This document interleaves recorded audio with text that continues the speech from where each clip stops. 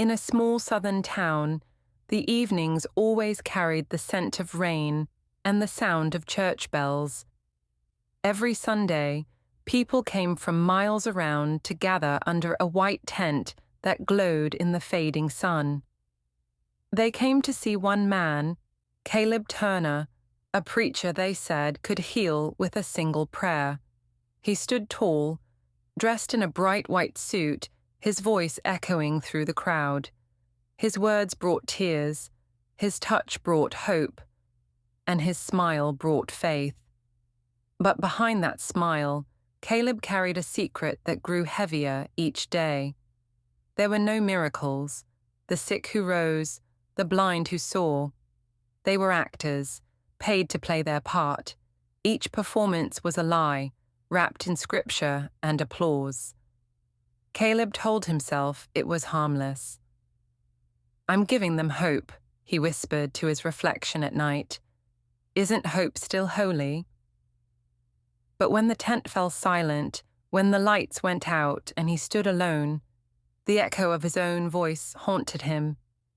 It wasn't faith he felt anymore. It was shame. One afternoon, during another revival, a fragile old woman approached the stage, holding a child in her arms. The girl couldn't walk. Her legs were thin, her eyes bright. The grandmother said softly, "Please, preacher, help my Anna. You're her last hope." Caleb looked down at the child.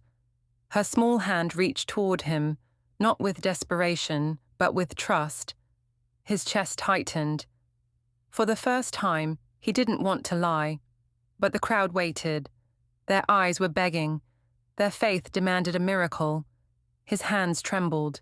He raised his voice as he had so many times before. "Rise, child. In the name of the Lord, rise and walk." Silence fell like a blanket. The girl didn't move. The grandmother began to cry quietly. The air grew heavy, as if even the sky had stopped breathing. Caleb turned away, muttering something about God's will, and left the stage. Behind him, the murmurs grew, confused, disappointed, questioning. That night, in his small rented room, Caleb stared at the mirror. He saw not a man of faith, but a frightened child hiding behind words. His knees hit the floor. "Lord," he whispered, "I've lied in your name. I wanted to be loved, not holy." His voice cracked. "If there's still a way to start over, show me." And for the first time in years, Caleb prayed, not for others, not for applause, but for forgiveness. Weeks passed. The revival tent stood empty. The crowds moved on, chasing newer, louder promises of faith. Caleb's name was spoken less and less, until it was nothing more than a whisper carried by the wind. One evening, as the sun dipped low, he saw the little girl again, Anna. Her grandmother was pushing her wheelchair through a grocery store parking lot, the cart filled with groceries and quiet hope. Caleb froze. His throat tightened. He wanted to run, to hide, but something stronger pulled him forward. He approached softly. "Let me help you," he said, his voice barely steady. The grandmother turned, her eyes kind but tired. "You don't need to pretend anymore, son," she said gently. "We knew you couldn't heal her. But your prayer gave her peace. That's worth more than a miracle." Caleb felt his chest tremble. The guilt, the pride, the lies, they all came crashing down like a wave breaking against stone. He lowered his eyes and whispered, "I'm sorry. I wasn't who you thought I was." The grandmother smiled faintly. "Maybe not," she said, "but perhaps you're becoming who you were meant to be." Anna looked up at him and said, "You were kind that day." Maybe that's what God needed. Her small words hit him harder than any sermon ever could. That night, Caleb didn't pray for forgiveness. He simply sat in silence, listening to the rain on the roof. And for once, his heart felt still.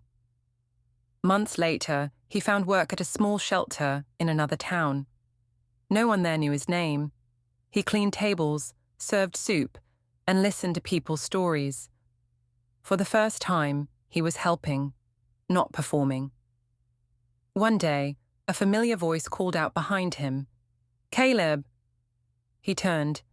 Anna stood at the door, her hair longer now, her steps unsteady, but real.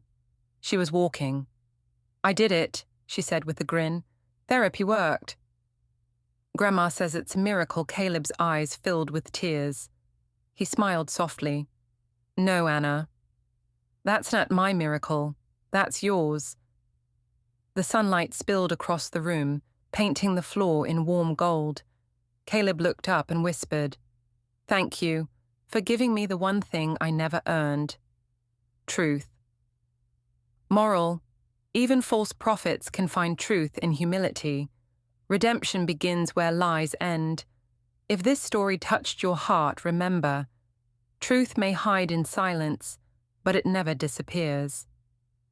Share your thoughts below and subscribe for more real stories about forgiveness, second chances, and the power of honesty.